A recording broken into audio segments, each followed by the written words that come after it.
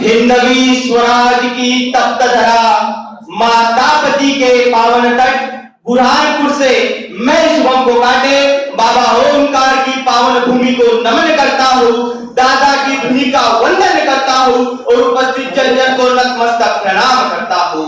जो समय की चाल को पहचानता है वही इतिहास बदलता है, जो निर्णयों से डरता है वे अवसर खो देता है। परंतु हमारा भारत वह भारत है जहाँ हर चुनौती को विजय में बदला गया है। आज मैं एक देश एक चुनाव की बात कर रहा हूँ तो यह केवल एक नीति नहीं बल्कि भारत को स्थिर, मजबूत, आत्मनिर्भर और विकसित बनाने के संकल्प की संजीवनी है।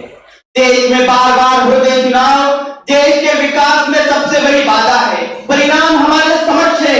आचार संहिता से नई योजनाएं अटक जाती है, विकास के पहिए थम जाते हैं।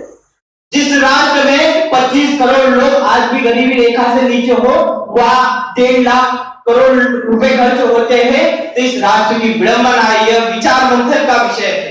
नीति आयोग की रिपोर्ट के अनुसार भारत में हर चुनावी साल में जीडीपी ग्रोथ 0.5 से 1% तक नीचे गिरती है।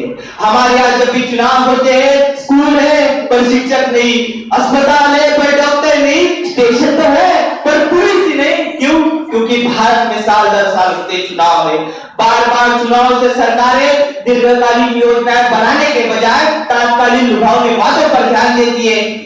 जातिवाद, धर्मवाद और वोट बैंक की राजनीति को बढ़ावा मिलता है। यदि हमें भारत को विश्व गुरु बनाना है तो हमें एक राष्ट्र एक चुनाव लागू करना ही होगा।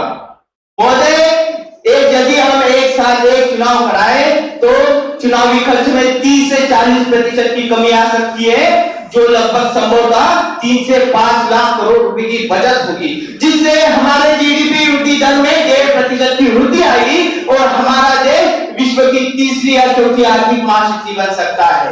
माना एक राष्ट्र एक चुनाव को जमीनी स्तर पर लागू करना चुनौतीपूर्ण है, पर जो चुनौती को भी विजय में बदलता है वही हमारा भारत है। महोदय, यदि हम क्षेत्रीय दलों में सामंजस्य बिठाए, उन्हें समझाए हमारे लिए राष्ट्र का विकास ही सर्वोपरि है, तो हर कोई मानेगा।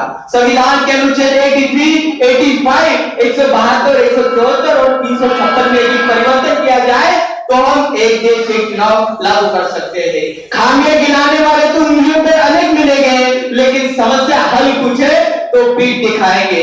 महोदय, अब योगेश्वर को चक्र उठाना होगा, अब योगेश्वर को चक्र उठाना होगा, अर्जुन को गांडीव चलाना होगा,